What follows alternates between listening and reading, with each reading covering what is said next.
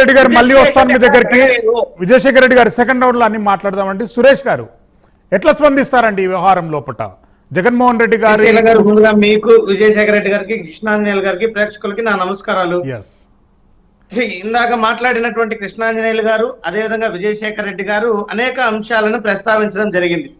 వాటిలో ప్రధానంగా quid pro quo అక్రమ ఆస్తులు 1,00,000 కోట్లకు పైగా ఆర్జించారు, అదేవిధంగా ఈడీ ఆస్తులను అటాచ్ చేసింది, సిబిఐ ఆస్తులను అటాచ్ చేసింది అనేసి మాట్లాడారు. రాజశేఖర్ రెడ్డి గారు అప్పుల పాలైపోయినప్పటికీ ఇప్పటికి ఇంత ఆస్తులు ఎలా రావడం జరిగింది అని మాట్లాడారు.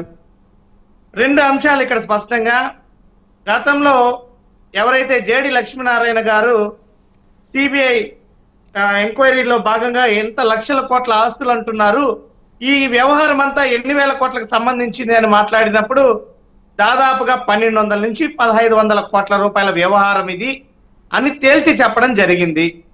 ఇక్కడే 1,00,000 కోట్లు అన్నటువంటి సురేష్ గారు రెండో విషయం ఏదైతే మనం సబ్జెక్ట్ కన్ఫైన్ అయిదామండి. No we will confine for subject అండి. ఇప్పుడు విజయమ్మ రాసినటువంటి లెటరు, ఎన్సిఎల్టీకి సబ్మిట్ చేసినటువంటి అఫిడవిట్ సంచలనాత్మకంగా మారింది. వైఎస్ జగన్మోహన్ రెడ్డి గారికి ఉన్నటువంటి లెవెల్కు, ఆయనకున్నటువంటి స్థాయికి ఆయన కుటుంబ వ్యవహారాలు కోర్టు మెట్లెక్కవలసినటువంటి అవసరం లేదు అనేటటువంటిది ఆంధ్రప్రదేశ్ ప్రజల మనోగతం. ఎట్లా స్పందిస్తారు దానిపై? ఎవరైనా కూడా నేను ఒక విషయం చెప్తాను శ్రీశైలం గారు. గతంలో ఒక వీడియో ద్వారా విజయమ్మ గారు కుటుంబంలో ఒక్కొక్కరిది ఒక్కొక్క రకమైనటువంటి అభిప్రాయాలు ఉంటాయి, అంత మాత్రాన జగన్ నా కొడుకు కాకుండా పోడు, షర్మిల జగన్ కి చెల్లి కాకుండా పోదు, జగన్ కి షర్మిల గారికి జగన్మోహన్ రెడ్డి అన్న కాకుండా పోడు, మా వ్యక్తిగత వ్యవహారాలు మావి, మీరు ఎవరైనా ఉంటే రాజకీయంగా వారితో ఫైట్ చేయండి, ఈ వ్యక్తిగత వ్యవహారాల జోలికి రావద్దని ఇదే విజయమ్మ గారు గతంలో వీడియో ద్వారా విడుదల చేయడం జరిగింది.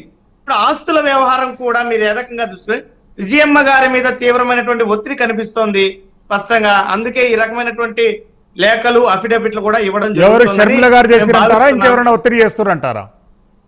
ఏంటండి, షర్మిల గారు ఒత్తిడి చేస్తున్నారంటారా, ఇంకెవరైనా ఒత్తిడి చేస్తున్నారంటారా? ముమ్మాటికి షర్మిల గారి ఒత్తిడి ఇక్కడ స్పష్టంగా కనిపిస్తోంది.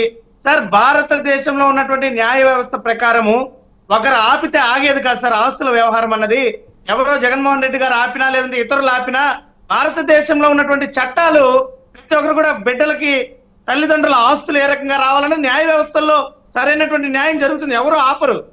కాబట్టి ఇవన్నీ కూడా ఎలాగున్నాయంటే రాజకీయ కోణంలో చూసేటువంటి వ్యవహారాలుగానే ఉన్నాయి. ఇంతకుముందు విజయశేఖర్ రెడ్డి గారు రాజశేఖర రెడ్డి గారికి ఇబ్బడం ముగ్గడిగా ఎలా పెరిగిపోయినారు.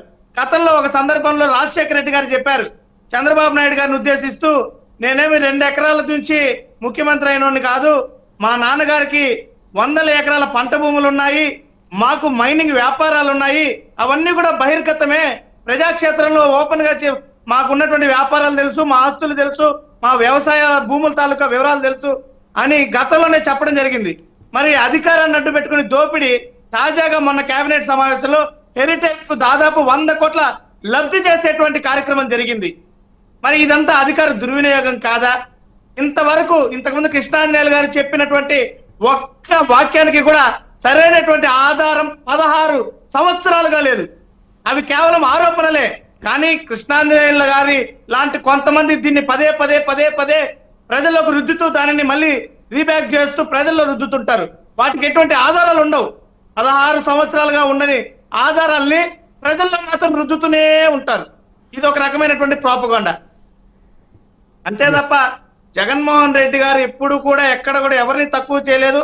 షర్మిల గారి పట్ల ఒక అన్నగా ఉండాల్సినటువంటి వ్యవహారంగా ఉన్నారు. కానీ ఆవిడ వ్యక్తిగత కారణాలు, రాజకీయ కోణంలో కానీ, వ్యాపార కోణంలో కానీ, కుటుంబ కోణంలో కానీ, వారి భర్త అనిల్ గారి వ్యవహారంలో కానీ, వాళ్ళ వ్యక్తిగత వ్యవహారాల వలన జగన్మోహన్ రెడ్డి గారికి దూరం అవ్వడం జరిగిందే కానీ ఇక్కడ ఆస్తుల గొడవలు ఇవన్నీ కూడా కేవలం రాజకీయ కోణాలే. సురేష్ గారు అదే విషయాన్ని మనం ఒకసారి కృష్ణాంజనేయులు గారితో క్లారిఫై చేసుకుని, కృష్ణాంజనేయులు గారు కుటుంబం అన్నప్పుడు అన్ని రకాల